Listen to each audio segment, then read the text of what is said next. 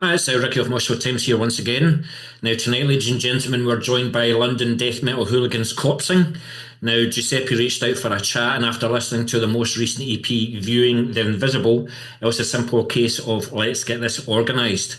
So, tonight we have guitarist Giuseppe. Unfortunately, the rest of the band couldn't be with us tonight, but that gives us free rein to take the mickey out of them.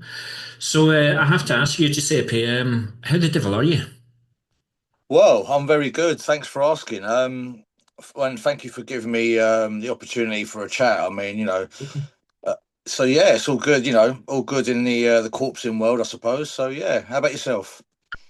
Yeah, just keeping busy, mate. Doing interviews and doing radio, as you know. So I'm living the dream at the moment. Living the dream. I wish it paid well. With you being in a band and things like that, you must be making millions and things. That's the way things go, is it not? Well, yeah. I mean, I'm making millions in my head, but yeah, that's as far Not as it yet. goes in terms of millions. Yeah, yeah. But let's see what we can do to resolve that then. But I hate to do this. I have to start off this interview with a complaint. Right.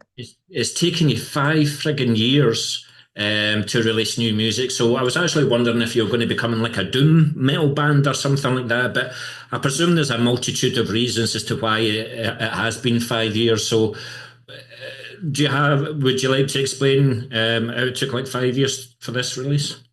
Well, the last album was released 2020, and then that was I think about May, and then obviously COVID hit, Yeah, and so all that crap was going on, and in during the process of all that, I think we lost our drummer, and then slowly but surely we lost our vocalist from that album. So yeah. we were like, that was a bit of a blow. Plus, with COVID on top, and then unfortunately, I went through a really bad depression for about nearly 3 years. Wow. So that really hit me really hard, and that kind of put everything on hold, as you can imagine. And yeah, so during that time, obviously, I was trying to sort of like, overcome this depression, and that was like trying to do therapy. I've tried medication, I tried loads of things, but to cut a long story short, the thing that pulled me out of it was actually music and starting up the band again after like a few years, being sort of out of it, sort of thing. And yeah, so I was so going to ask, like, what was it that got you out of the depression? And I'm glad to hear that was something. I was going to say as simple as music. It's something that you've done for most of your life. So it's something for you to focus on and thinking positive thoughts once again. yeah, I mean, to be honest, I mean, like I just said, I mean, I tried everything. I tried therapy, I tried medication, I tried so many things, and nothing was kind of working for me. And it's Yeah, funny because during the depression, I actually stopped listening to music. That's how bad I got. And for anyone who knows me, I don't stop listening to music. So that was a hell of a battle. But I think, when I did start listening to music again, I kind of got like, the flames sort of lit up again. And then I said to my brother, all right, let's try and find the drummer. Let's try and put the band together again, sort of thing. And then we found the drummer, and slowly but surely that helped me pull me out of the depression, which yeah, was incredible. It's an incredible thing. I mean, the power of music. I mean, I know it's like a cliche thing to say, but it saved my ass, yeah, So yeah. so yeah. Well, I'm certainly glad to hear it, mate, that you're out the other side and you're certainly writing new music again. And that actually leads me to the next question. Like, how does it feel to finally get new music out there for the masses to hear and let everybody know that corpsing is still about?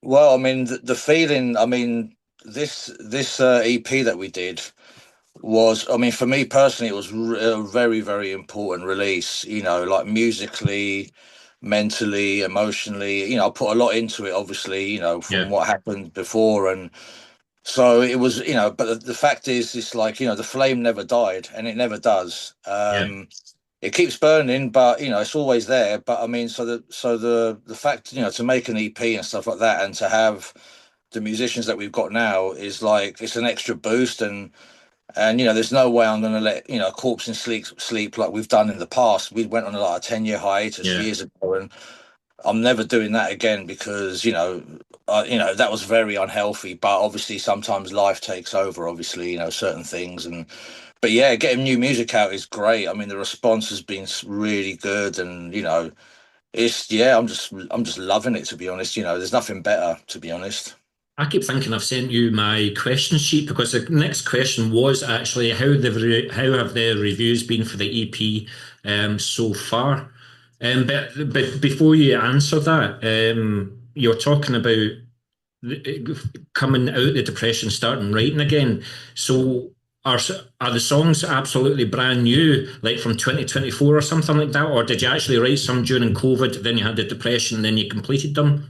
The songs we started writing them sort of after I got out of the depression, and which was great because I had like a clear path sort of Yeah, thing. yeah. And once I sort of like got my head straight, then we just we just went for it, and the music was pouring out, as you can imagine, lyrics as well. So yeah, it took a bit of time to put together and record, but in the end, we're just mega chuffed about it. I mean, I think for me personally, I think it's the best thing we've done, to be honest. Yeah, yeah. We're going to talk about the constructions of the songs later on and things. Mhm. But like I was asking, like how have the reviews been? Have you had like reviews from like overseas and things like that? Have you had and they've all been positive? Yeah, I mean, we've had well, the majority of the reviews have been from overseas.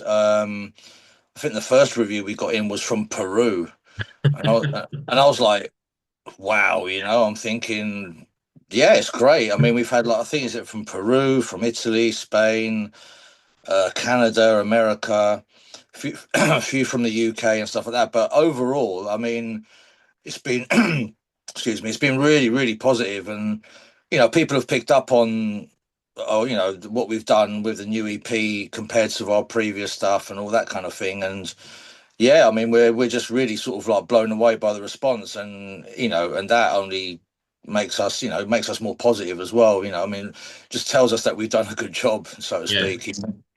it justifies why you've done it. Because there must have been times in the 4 or 5 years that you thought this isn't ever going to happen again. Yeah, I mean, there was a point when like when I was going through a depression, I was like, it was mad. I used to like reminisce about, obviously when you're in that sort of state of mind, you reminisce about the old times and good times, and you compare it to what you're going through and stuff like that. Yeah. So this was like, so uplifting, and it was such a powerful experience, which I will, what I've learned from it, and I'll take it on, I'll carry it through, and this will only make me stronger and the band stronger as well, which is very, very important. Absolutely, mate. Absolutely. Like I said, I'm glad that you're through that period of your life, and That's hopefully all. never to return. But was there ever a conversation that the next Corpsing release was going to be an album, or was it always going to be an EP? Is it like a stopgap to let everybody know that Corpsing's still well and truly alive, and you've got something working in the pipeline, or is this everything that you've got at the moment? Um, I toyed with the idea of like maybe doing an album, and because like obviously when we started up again, it was like a pretty much a new lineup, Yeah, and I thought to myself, let's knock out an EP, like a 4 song sort of thing, and then just to put something out there because it's been 5 years. That's quite a long time to not release music. So I thought let's do an EP, put it out there. Let's get the gigs going and stuff like that. And then once we get moving again and get established again, then you know after that we're looking to do an album, which we actually started writing recently, to be honest. So yeah. it sounds as if you live and breathe and eat music. You're always writing, which you need to do if you're a musician nowadays, because you've got a mixture of like the old school, where you're talking about the album, you like the CD, the vinyl, the cassette, you like the physical product, you like the artwork, you like the lyrics, but you've also got a mixture of the new school where they're doing like a single, couple of months, single, couple of months, single to keep the name out there. Yeah. There's pros and cons for both sides, but for me personally, I like the physical product. So I like the Yeah. EPs and I like the CDs. So Oh yeah. I mean, I think it's really important to sort of like still have that element. I mean, I know we were in a digital age now and Yeah, all that stuff, and streaming whatever and whatnot. But I mean, I mean, from a musician's point of view, when you do an album or an EP or any kind of release, to hold the thing in your hand is yeah, such an amazing feeling. It makes it very real. I mean, I've got nothing to get. It's good that there's a digital and all this stuff going on, but to have the physical product in your hand, it's like it's like your medal at the end of yeah. a race. It's like you've done a race and you get a medal, and if you look at it and you think, Christ, I'm really proud of that. Yeah, yeah. Um, but yeah, I was going to lead on to yeah. You talk just about the streaming as well. It must also be brilliant to see the disadvantages of the streaming is you can listen to so many bands and you listen to it for 6 seconds, you don't like the riff, you instantly dismiss the band. But on the plus side, it must also be great to find out that you've got somebody in Chile or somebody in Indonesia listening to your music. It must be fascinating. Yeah, it's brilliant because like when you like for example Spotify, when you use that, there's a thing that it breaks down where your music's getting to and stuff like Yeah. that, and you see the countries and territories it's going to.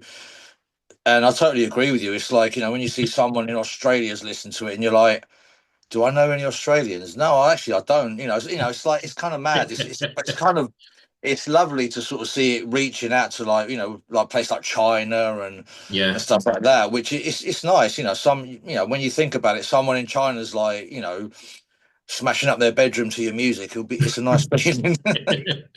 Absolutely, mate. I just wish I could do what you guys do. I'm probably the best air guitarist you're likely to meet, so. But then again, never too old to learn. Never too Of old to learn. course, of course. But was there talk, since it was going to be an EP then, was there a talk of like releasing a single or like a lyric video or something like that before the official release? We toyed with that idea, and I think what we decided to do was just to give like little teasers beforehand of each track, like a little snippet sort of thing. Yeah, But I mean, yeah, we done it sort of that way, and then I think we released like two tracks on YouTube. The one with Luke LeMay on it, and what's the second track off the EP as well. But yeah, I mean, we're contemplating doing maybe like a lyric video in the future, or a playthrough, or an official video. So yeah. keep your eyes peeled for that. That's a few things in the pipeline at the moment. It sounds as if Corpsing is well and truly alive, and it's no laughing matter. I might add, excuse the pun. Um, But for those that haven't heard the new EP yet, how would you say the new material lies in terms of the sound of the previous material? And do you think you've found the sound that you've been looking for the EP, or do you think you'll keep changing and progressing with each release? I think the latest EP. I mean, we never have a set plan on how we want it to sound like. We just write, if that makes sense. Yeah, I mean, we do incorporate loads of, I mean, not only the death metal side of things, but, we chuck in a bit of thrash in there and a bit of black metal we try to sort of mix it up a little bit. But I think this EP's just enhanced what we've done previously. And I think it's been like a step up sort of thing in terms of the writing process, yeah, due to the guys in the band, who are fantastic guys. So yeah, I think it's like I'm very proud of the fact that we haven't made the same album twice, yeah, which is really good because there's nothing. I mean, for me, there's nothing worse than repeating yourself. What's the point of doing it? That's my perspective. But you always on every release, you always try to offer something different or something new, maybe sort of thing. So I think that there's been a nice sort of steady progression with from the first album all the way up to the EP. So, and we're quite happy with that sort of progression. Now, some people that know me know exactly what I'm going to say next because sometimes I don't want you to progress. You look at Right. Obituary, for example, Cause of Death. When the end complete was coming out, I wanted a Cause of Death Part Two, and I'm Yeah. still waiting on a Cause of Death Part Two. But you can't help musicians progress, and the sound changes overall and things like that. But what I'm worried about is, does it alienate a wee bit of your previous fans? You know what I mean? Like Yeah, obviously again, I wanted a mental funeral. They haven't released anything close to mental funeral. right. It's just my personal opinion. Well, I think, to be honest, I think we'll always have our, I think we've got a certain, like, we've got our own sort of style, I think, Yeah, and we will always have that whatever we do in the future because that's kind of ingrained in us. I yeah, mean, if we're going to do any progression, it's not going to be something completely like opposite of anything, but we'll always have that core sort of sound, that core. The death metal will always be there, the thrashy riff, the dissonant kind of stuff. yeah, That will always be there no matter what, because that's the way. That's what we like to write about. And I mean, I totally get what you're saying about, for example, like Obituary with the Cause of Death, which is one of my all-time favorites. mm, I mean, once after they released that, I never got over that album because it was like 20 out of 10. You can't better that album. You know what I mean? But some bands do have their formula, like AC/DC is the classic example. yeah, They've been banging out pretty much the same album for most of their career, but it works. So I do get where you're coming from, yeah, 100%. yeah. Well, when I do get you on this radio station on a Thursday night, I expect a Cause of Death song. That's all I'm Oh going to yeah, say about that. play the whole album. But how, I see that you return to Warlock Studios to mix, record, and master. Is there anything about the way that you're recording the EP that you'll continue to use and have a settled formula? Or are you quite open to finding new studios and experiences? Or do you think you've got the formula and you're happy and you're going to stick with it? To be honest, I mean, since we started working with Ed Amos from Warlock, so basically we've done the last three releases have been with him, Yeah, and I consider him to be like the sixth member of the band. yeah, And I mean, we get on like a house on fire. He understands us. That's very, very important. He gets our sound. He knows. It's like he kind of like he knows what we're after, sort of thing. And also, he's quite good at like he's honest when you're recording stuff. You just don't want someone to go, yeah, everything sounds brilliant. He actually say, no, try a bit like this, or maybe try that idea, or so he's very sort of involved in that sense. And we've done, like I said, three releases with him, and he's fantastic to work with. yeah. And at the moment, I mean, especially, well, recording guitars, I'll always work with Ed as long as he doesn't get fed up of us, to be honest, which doesn't look like it at the moment. Fingers crossed. Is it not the case of like you're getting fed up of Ed because Ed comes back to you and says things like, "Are you sure you really want that in there?" Or shall we take another take of that? No, but it's like, to be honest, it's like it's quite refreshing to have someone in the studio when you're recording. Like for example, I could be laying down a riff, and then I might think I've nailed it, and so as like my brother might say, "Yeah, that was good," and then they'd all go, "No, you were out there," and I'm like, "What are you talking about, mate?"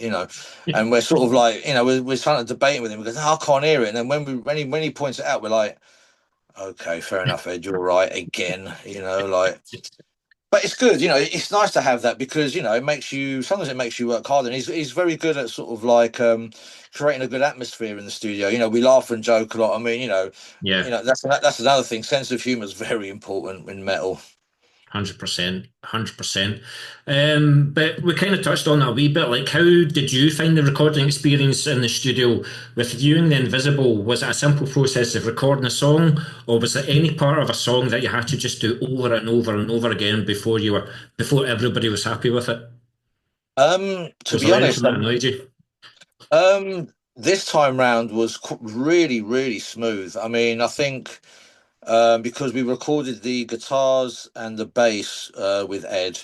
Yeah. Drums was recorded by the drummer in his own studio, and Levi went to his friend Matt to record the vocals. But with Ed, when we came to record guitars, it was quite. We recorded like all the guitars, including leads, like in like a day and a half, 2 days. Okay. So we pretty much went in there, steamrolled through everything because that's the way it happened. It didn't sort of like it was quite straightforward. We were very well prepared. So when we went in there, it just like flowed like really well. So Yeah, I was totally happy with the process. I mean, it Yeah, was very, very sort of like smooth, and when that happens, it's great because it's yeah, like you feel even better when you come out. It's so good. yeah. So were the drums and the vocals recorded elsewhere? Yeah, the drums was our previous drummer Subash. He recorded it in his home studio, and Levi went to record with Matt Jarman, who's also in a band called Void. I don't know if you've heard of. You must have heard Yep, of him, Void. Void. Hmm. Yeah, so he recorded his vocals with at Matt's studio, which I was there for as well. Where that was a really cool experience as well to witness Levi, screaming the house down. I noticed that there's a couple of like backing vocalists and things like that. When are you going to get a wee microphone and do some growls? Right. Well, basically, we're working on that. We're gonna there will live wise there will be some backing vocals. We're planning to sort of like incorporate that into the band's sort of thing.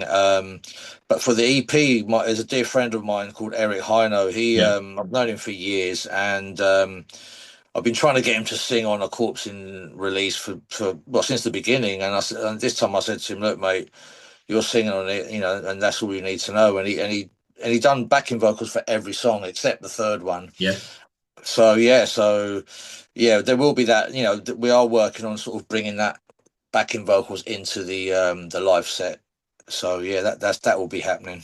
It's something that I love seeing live. I like one of the best experiences I've seen of a live band is like Nile, and see when the three of them do and they do Black Seeds of Vengeance. It's Oh God, that's stunning to amazing. watch.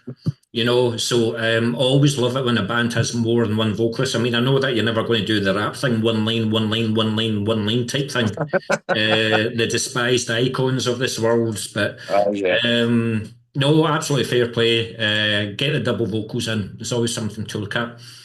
But definitely. you kind of touched on it a wee bit again because you've looked at my question sheet. I don't know how you can do that. Must be your glasses that are infrared or something. You're probably sick of answering this question already, but you had Jason Mendonca from the mighty, mighty Akakook, and I wish he would hurry up and do something. Do a blistering solo for you, but you also pulled one out of the bag by getting Luke Lemmy from Gorguts to do all the vocals on Soul Paralysis. I might add that I've played that song on the show a couple of times. Right. Um, so you know exactly the question I'm going to ask. How did you manage to pull these off? I take it because I know that you were on Go to Mendes, so there's obviously the Akakook connection there from donkeys years ago. Yes. Well, basically, Jason is a dear friend of mine. I've known him for like 30 years, pretty much. And we've been mates since the early days, like, well, from the beginning of, when Agricocker started. I mean, back then I was in a band called Infestation, and we played with Agricocker on their second ever show. Um, so, Okay. and we've been great mates ever since. And so I was, once we had the stuff recordings, we were like, I was thinking, yeah, I fancy getting someone to do a solo on here. So I just called him up and I said, yeah, do you fancy, laying down a nice solo? And he's like, yeah, sure, no worries, And about 2 days later, he said, is this okay? And I was like, yeah, it is. 100%, so he delivered like he always does. I mean, Jason's a great guy and an amazing musician, so that was The how that happened. the fucker. The funny thing is that you're now going to have to replicate that live. Oh no, it's Mick that's the lead guitarist, isn't it? So you don't need to worry about it, do you? No, I mean, yeah, we're very fortunate that we've got Mick because he's a hell of a player, and he will stay true to the solo. I would say, I reckon he can knock it out. You know what I mean? As close as possible to Jason. So yeah, I've got Yeah. no worries on that front. 100%. Yeah. So what about Luke then? Was it just a case of like having a fanboy moment and reaching out to him and say, "Would you mind doing this?" Or had you established a connection over the years and you kept in touch and then you had the opportunity to do this? Well, with Luke, I mean, originally, for the previous album, we wanted to sort of get him on to do some vocals on that, even like back when we done the previous album, and that didn't pan out. We weren't able to get in touch with him, etc., etc. So when we came to do the EP, I managed to get in touch with him somehow, and it took a while to get hold of him, but once we connected over email and we started speaking and stuff like that, he was like, "Oh, do you still want me to do the vocals?" And I was like, "Fucking, of course, absolutely, 100%." Because he's like one of my heroes. He's one of Yeah, my one of my influences. So the fact that he agreed to it was great, and he was very, very easy to work with. Very, very humble guy. He was like very close attention to detail. Like I sent him the song, the lyrics, and I just said to him, "Do what you want." I said, "It's totally in your hands. These are the lyrics. That's the song." And I just gave him free reign to do what he thought was best, or. yeah, And yeah, I mean, what he sent back, we're just blown away. I mean, it's just classic Luke LeMay. The way his vocal phrasing and obviously his voice and stuff like that, yeah. and yeah, it was just a joy to work with him. I mean, it was it was a very good moment to have one of your favorite people or influences singing on one of the songs that you wrote. That's a very nice satisfaction. 100%, 100%. What did you just think initially, right? Just do a couple of lines or do a chorus or a verse, and he's came back to you. No, I'll do the whole song. Yeah, I mean, I said, he said to me, what would, one of the things he asked me was like, what do you want me to do? And I said, if you're cool with it, you can sing the whole song, because usually when people do guest spots, they do like a Yeah, verse or, and I thought to myself, fuck it. I said, just do the whole song. It's totally up to you. And he was like, okay, cool, and he just went for it. And yeah, he didn't take long in doing it. It was about, I don't know, 2 or 3 days, and he just sent it over. And he's like, anything you need changing or anything you want. And I went, to be honest, mate, we're happy with what you've done, 100%. So that was quite something, you know. maybe you can ask him to join the band. Maybe Uh, there's your second vocalist. he can do whatever he wants in Corpsing, as far as I'm concerned. Good stuff, man. Good stuff. But talking about the songs, then, how are the songs constructed within the band? Are they the main songwriters within the band, or because you've said in the last couple of years that you're so happy with this lineup, do you feel that everybody had a part to play in making this EP a more collaborative effort in elevating above everything that you've done previously? Well, with this EP, what usually happens is, like, with me and my brother Mick would come up with sort of riffs, would write some riffs at home, and then we'd bring it to the studio. And then what we'd do is we'd, like, obviously show everyone the riffs, and then obviously the drummer will get, start working on them, stuff like that. Yeah, But with this EP, and that's usually what happened, like, previously. But with this EP, a lot of the writing was done in the studio. Like, we'd bring riffs, and then other stuff happens from those riffs or other ideas, or we'd just be like messing about, and then an idea will come up. But this time around, everybody chipped in, which was great, because before it was more like me and my brother and whoever was the drummer would be yeah. doing it. Then, but this time, Levi was very instrumental in putting the songs together. James was great as well.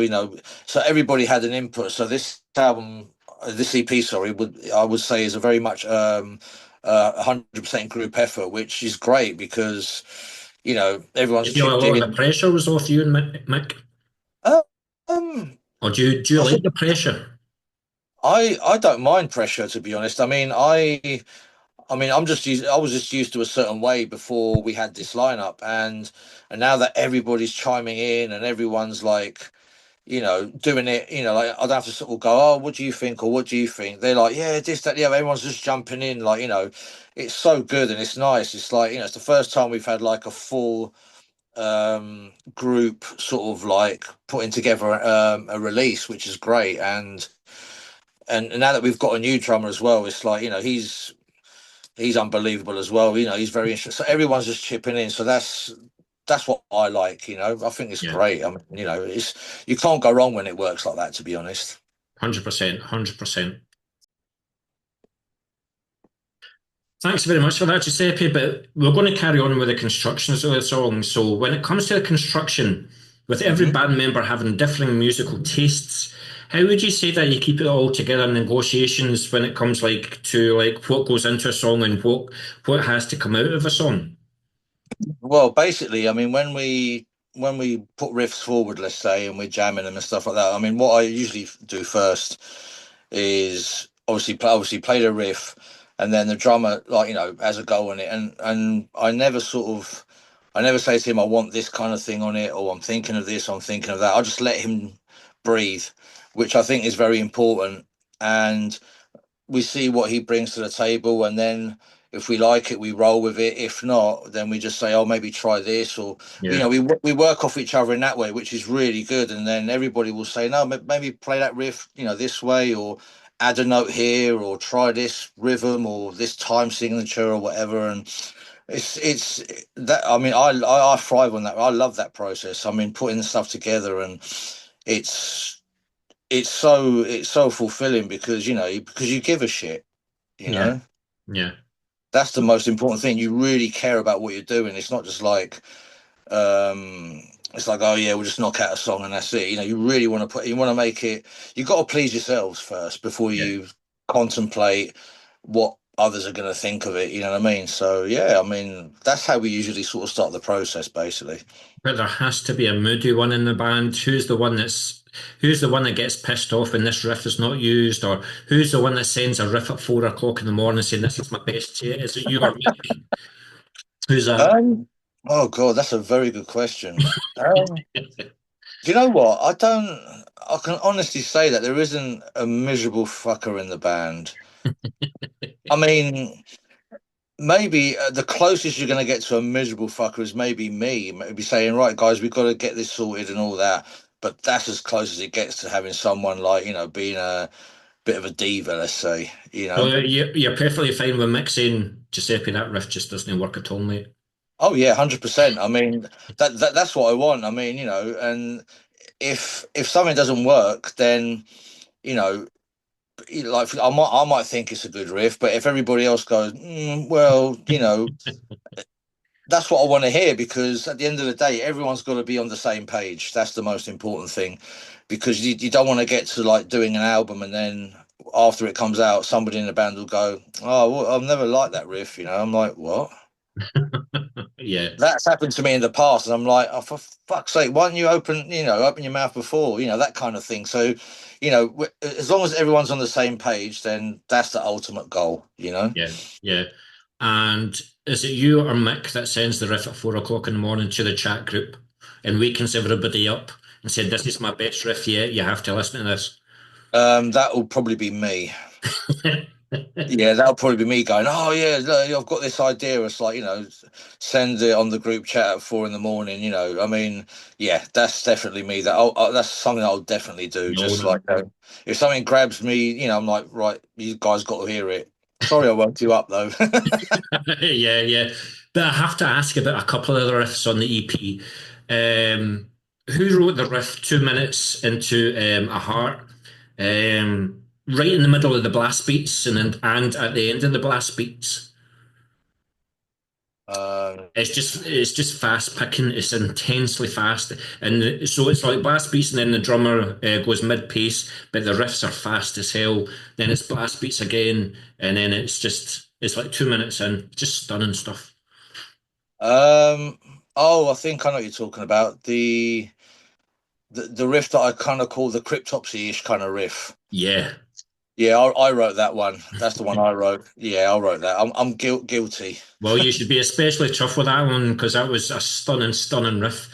But Thank also, you. who wrote the riff a minute after the first blast beat in the title track that lasts for about 20 seconds? I think that might have been my brother. Yeah, I'm just trying to work it out in my head.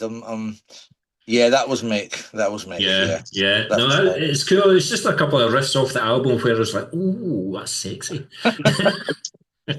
I bet you've never That's a good described reaction. I Corpsey. like that. Corpson has never been described as sexy before, but there you go. There you go. That's it. Um, but we're now going to look at the lyrics for the band then.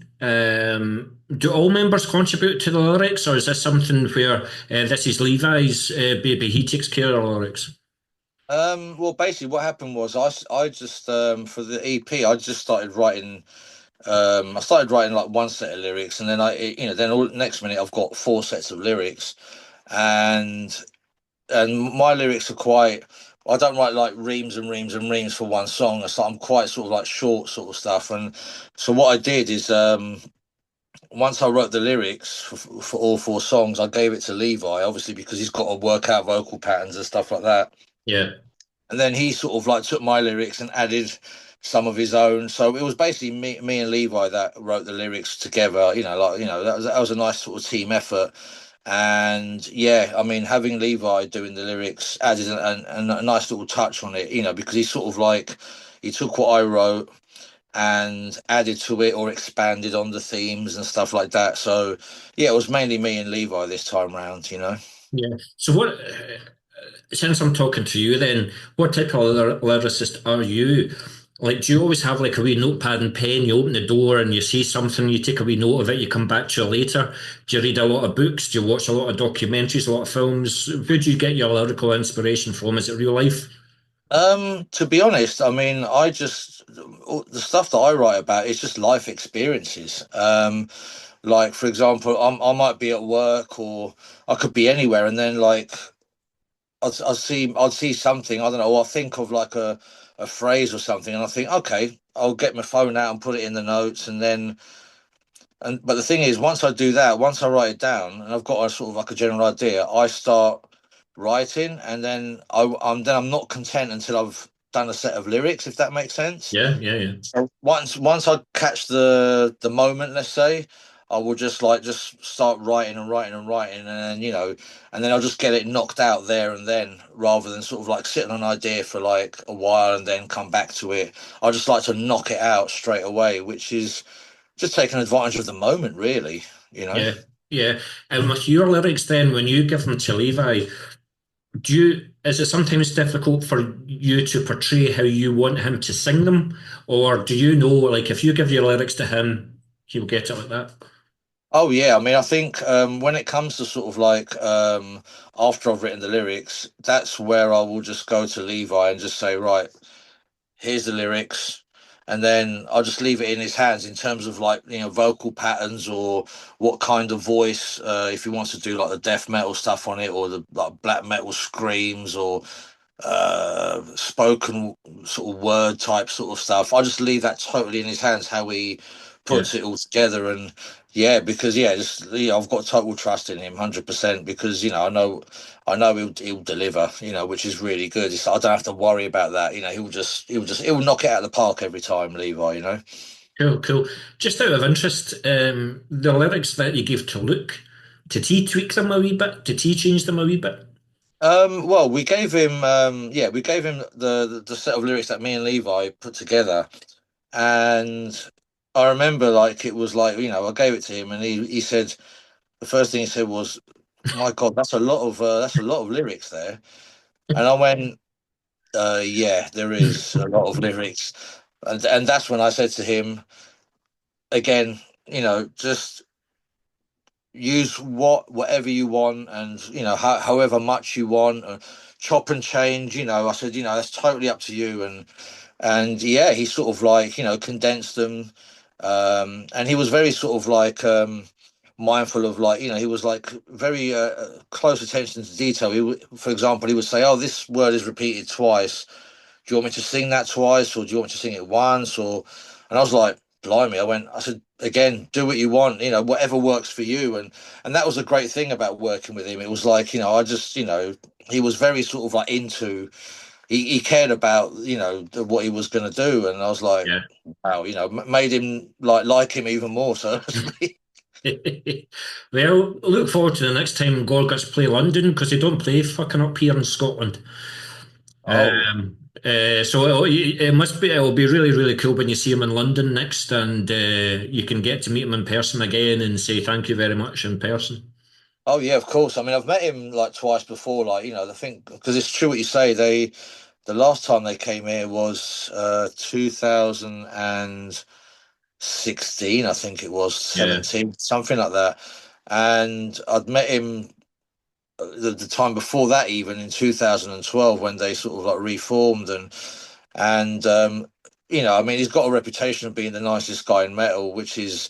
He does the merch for the guy, in the band, and it's like it's his band, and he's very, very nice guy, and so yeah, I mean, I'm looking forward to, like, they're writing a new album at the moment, which I absolutely can't wait for. And but I'll tell him that they need to play Scotland so you can bloody see him.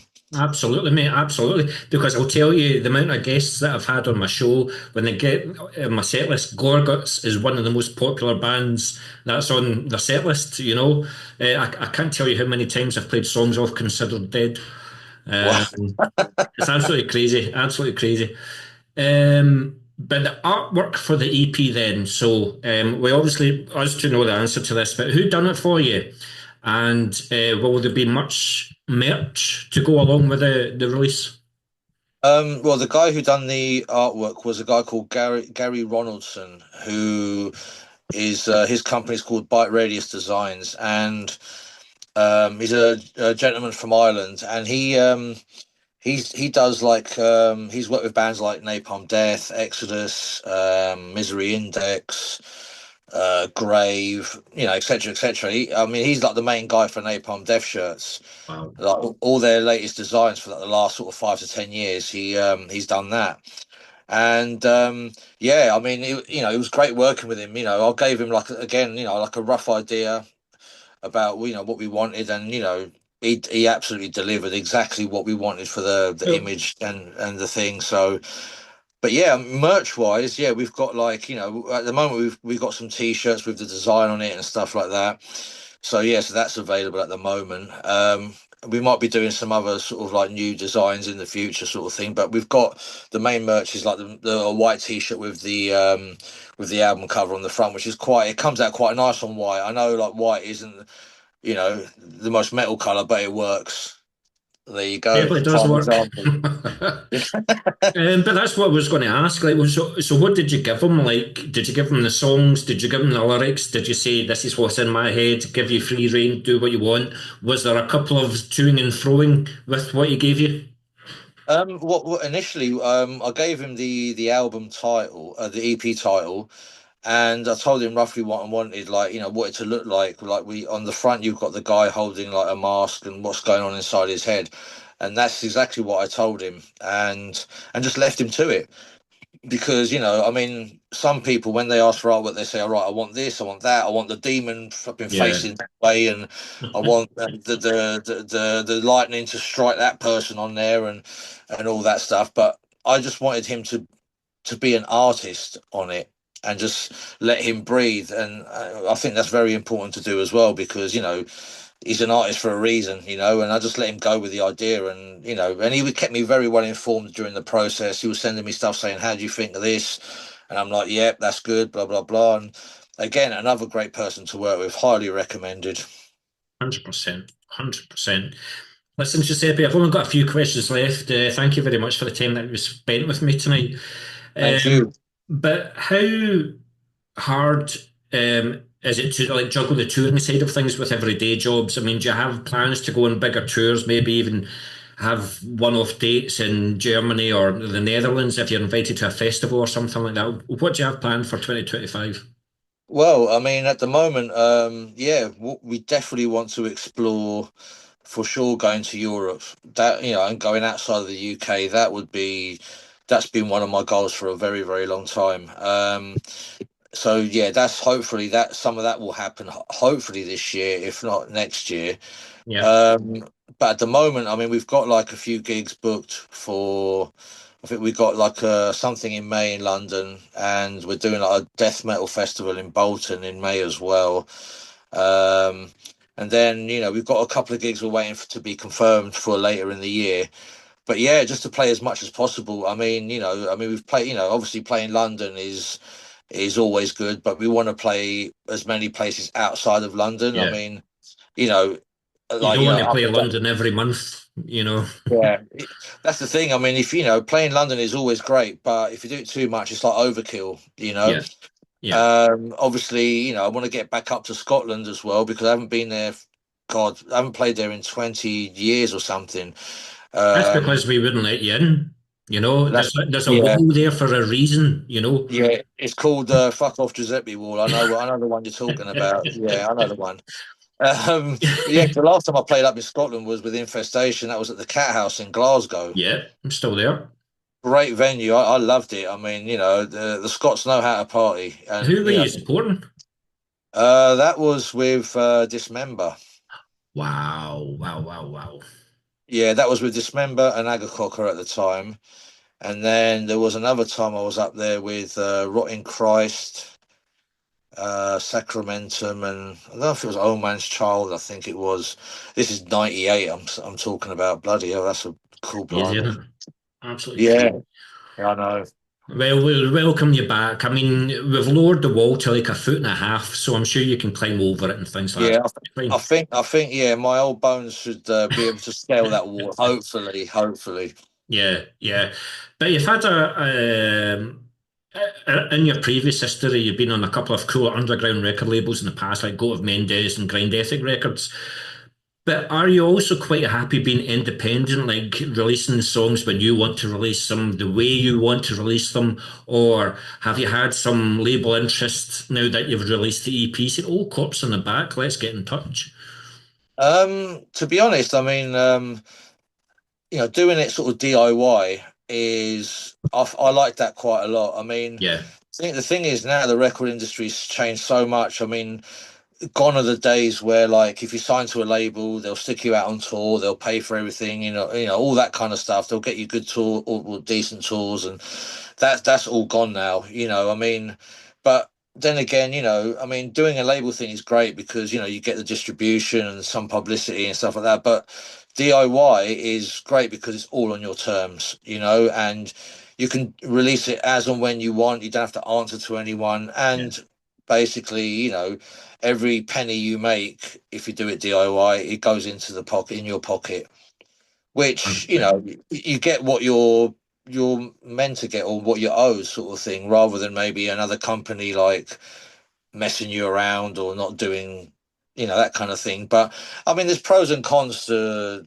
the whole label thing. I mean, but nowadays with all the technology and all the social media and all that sort of crap, it's easy to do, which is good as well. It's there's either way could be good. Yeah, I mean, but I mean, I mean, at the moment we haven't had any sort of like we've had sort of few labels sort of saying, oh, well, keep us posted on what you're doing here and there. But we'll see when we come to do the next album. We'll see what the options are, and we'll see who's sniffing about. Hopefully, and yeah. so if it's something decent, then we could go for it. Otherwise, if all else fails, just DIY it. It's just absolutely crazy. Like Andy Bennett from Hibernoids. I mean, they were like mid '90s and stuff like that, but they're getting obscure record labels contacting them saying, "Look, could we release your debut album from 1994 and stuff like that?" So, I mean, who knows what's going to happen to your back catalogue? You'll get some Mexican label or something like that want to release the debut demos or something. It's crazy.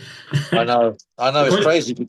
It's crazy because, like, I mean, years ago that stuff never used to happen, but now it's like I don't know if it's like a nostalgia thing or something like it's like all of a sudden you got this. I mean, there's hundreds of labels all over the world now, and it's like it's in a way it's kind of pot luck as well because they could work out for you, they could completely screw you, or Yeah, whatever. But you've just got to like you've got to have a bit of a gut feeling as well. But I mean, it all depends what they offer. I mean, yeah. I'm not expecting them to offer us the world because that just doesn't happen with metal, as everybody knows. But it's good to have that, that option. Let's Yeah. say. Yeah, and it just leads me beautifully on. Like, there's a lot of old school aesthetics at the moment, like releases. I mean, I've got so many tapes behind me from bands that released material in the last year or so. Same with vinyl. But I think the CP is just CD and online only at the moment. Is there a scope of like maybe like a cassette run of 50, or is this done for just now? Let's wait until the album and then we'll look at that side of things. Um, I mean, I actually have thought about doing like a cassette run because I think cost wise, that's not too bad. Yeah, So that can always happen, and that's not actually a bad idea because now cassettes are back in power, so to speak.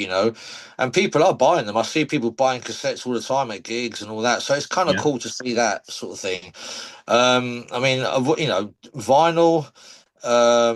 That's very expensive to press. I mean, because you've got to be careful with that because if you press, the more you press and the cheaper it is. But then again, you've got to shift all those copies. yeah. And if you don't, then you've got like a box of vinyl in your house, like just gathering dust, and that's not nice as well. So, but yeah, I mean, I'm totally up for doing like a cassette run, like I say, a limited edition, like 50 copies or 20 copies or whatever, or that's always a possibility. And I think we might venture into that possibly. Absolutely, absolutely. And just the last thing about vinyl, like up here in Scotland, we've now got a pressing plant. It's called Seabass. And the good thing about Seabass is they put the prices on their website, so you'll be able to see exactly how much they cost and whether you think it's worthwhile. So have a look out for them. But we'll Oh, talk a wee bit definitely, about yeah, that off air. We'll talk a wee bit about that off air. definitely. But like I said, I've only got like two more questions for you then. Um, Set list. So Cops and say I've got a 40-minute set, so that's what, eight songs or something, 8 to 10 songs or something, right? Yeah. What's the one song off the set list off the new EP, and what's one off the back catalogue that you personally are looking forward to playing the most and why? So maybe number 5 and 6 on the set list, but you cannot wait until you're playing these songs for what reason? And I'm going to pour myself another Jack while you think about that. That's a good idea, mate. All right, I think right at the last gig that we did, we played Soul Paralysis, which is the Yeah, Luke LeMay track, yeah, and that was the first time we played that ever live, and that one I was really looking forward to when we played that the last gig because after listening to it 5 million times, obviously, and you don't know how that's going to translate live, and that was great. That was one song that I really wanted to play live from the new EP. And yeah, that was great. I mean, it was just it's a fun song to play, and it's what I love great. I about mean, you guys, what I love about you guys is you've got a mixture of a groove and you've got a mixture of blast beats. I can't listen to a 30-minute album full of blast beats, it just bores me. But I yeah, do like blast beats when it's done at the right place at the right time, it's absolutely perfect. And that's what you've done with A Heart, for example. I went, because the riff in between the blast beats, I'm like, that's going to get me moving on the dance floor. So, yeah. I mean, that's the thing. I mean, that's what I mean about mixing it up because I mean, yeah, there's so many bands out there. They're like, I mean, don't get me wrong, they're technically unbelievable, but when it's like a blast beat for like 40 minutes, it's yeah. like when I went to see many many years ago, Necrophagist or however you Oh, want to yeah, say it.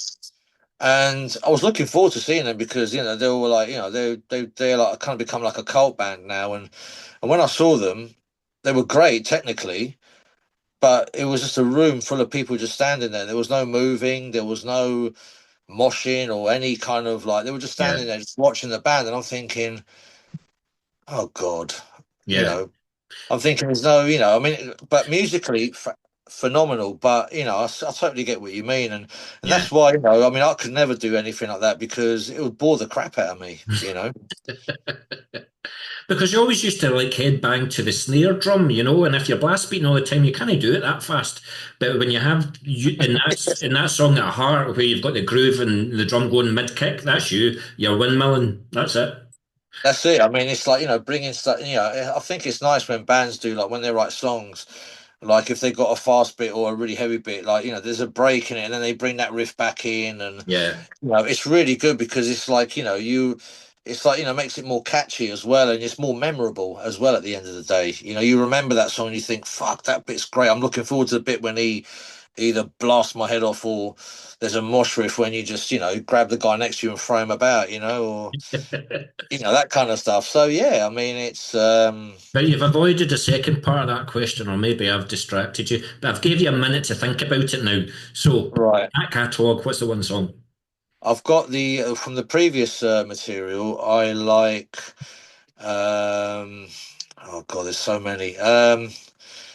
I would say "Born to the Faith" from the very first album, because it's like a 2 minute. It's like, as soon as you start playing it, it's finished. It's like very quick. It's a 2 minute song, and before you know it, it's finished, and you're like. But it's so much fun to play because it's like, it's like foot down all the way. No, and it's got like a nice sort of like, chuggy bit in the middle sort of thing, and then it goes back to the blast, and short and sweet.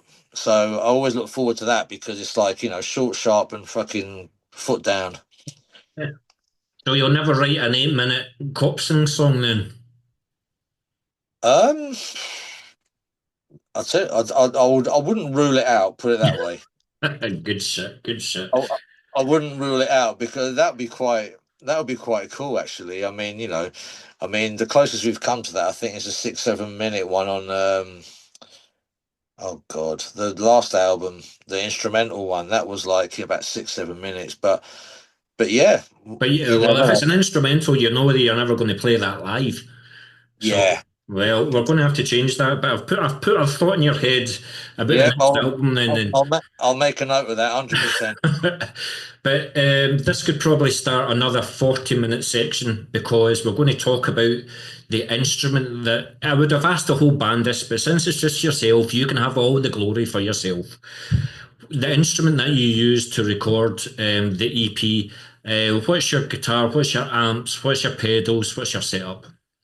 Right. For this EP, well, for the amp, I use a Kemper, and that's all I use.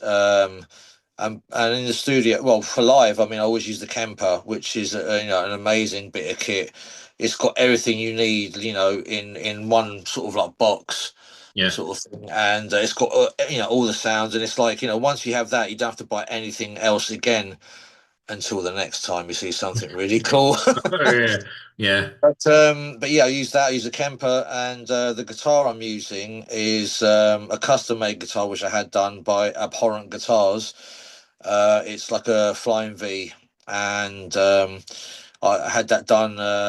Was it last year? I had it done, and yeah, Six, probably seven string. yeah, 7 string guitar. Now, you see, you're just showing off with that. You don't need seven strings. You know what I mean?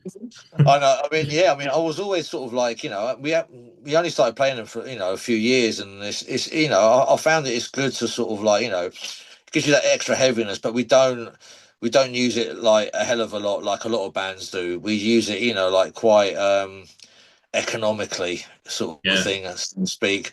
But that guitar's like, amazing. I mean, I've got, yeah, that one was done by Alex Cook. So, thank you very much, Alex. If you when you see this, great guy. He's a guy that builds like extreme metal guitars.